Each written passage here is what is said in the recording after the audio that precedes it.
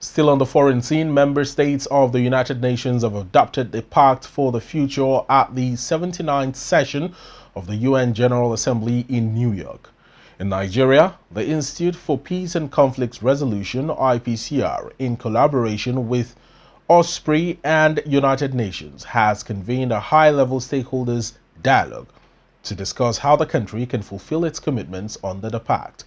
Speaking at the event, UN resident and humanitarian coordinator in Nigeria highlighted that the Pact aligns with the UN's 80th anniversary and stressed the need to accelerate progress on the SDGs. He highlighted results already achieved in Nigeria, with more than 787,000 people in the Northeast moving from aid dependency to self-reliance. Across Borno, Adamawa, and Yobe, we have launched State Action Plan for Durable Solution. More than 787,000 people have transitioned from aid dependency to self-reliance. Former fighters, including women and children, are finding new life through reintegration and through access to livelihood. Communities are rebuilding trust through social cohesion platform and through peace committee. We are also supporting Nigeria in strengthening the infrastructure for peace and creating the space for dialogue, reconciliation, and healing. We are supporting the National Action Plan for Women, Peace and Security, and investing in the role of youth as peace builder through youth platform, peace and security work. Nigeria now contributes to the UN peacekeeping force again, and with women making up to nearly 28% of the deployed personnel. This exceeds the UN benchmark and shows global leadership in gender equality. Director General of IPCR, Dr. Joseph Ochogu, described the adoption of the Pact as a bold and necessary step for global peace, security, and development. He reaffirmed Nigeria's commitment to advancing the SDGs, the Paris Agreement, and international cooperation. The Institute for Peace and Conflict Resolution is an apex think tank and research agency of the federal government of Nigeria, and we are delighted to identify with the United Nations on this transformative pact. We recognize its significance in accelerating the achievement of SDGs by 2030, advancing the Paris Agreement, promoting international peace and security, fostering scientific and technological cooperation, prioritizing youth and future generations, and reforming global governance.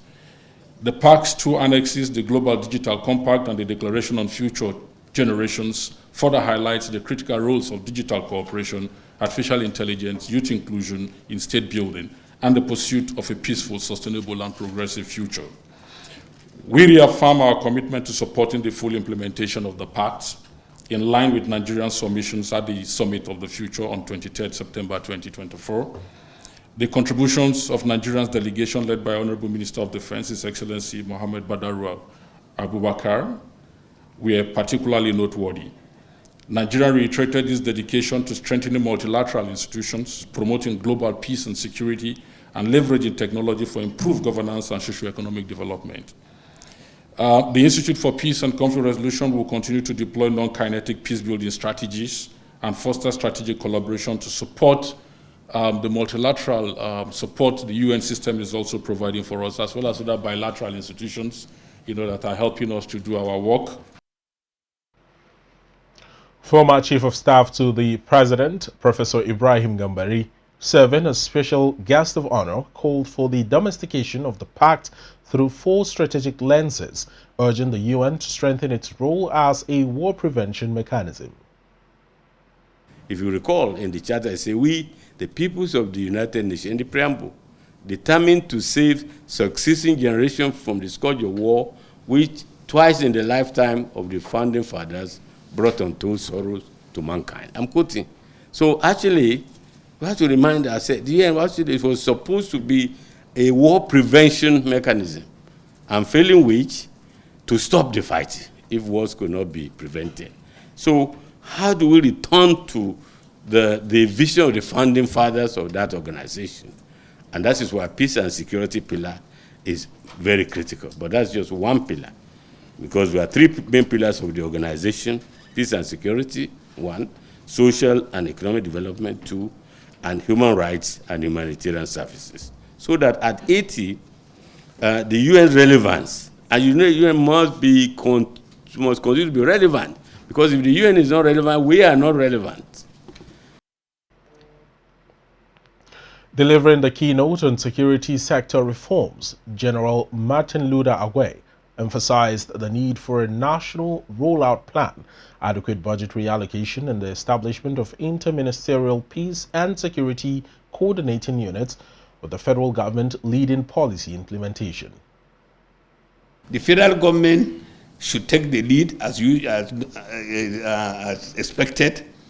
They will lead in the policy formulation, ensure budgetary provision, and convey the interministerial monitoring unit and coordinating unit of all this, while the state and local government should adopt into the strategy that has been agreed at the federal level, at their regional or state level, depending in context of, because each state is peculiar. And then we supervise the pilot initiative and engage local communities in that.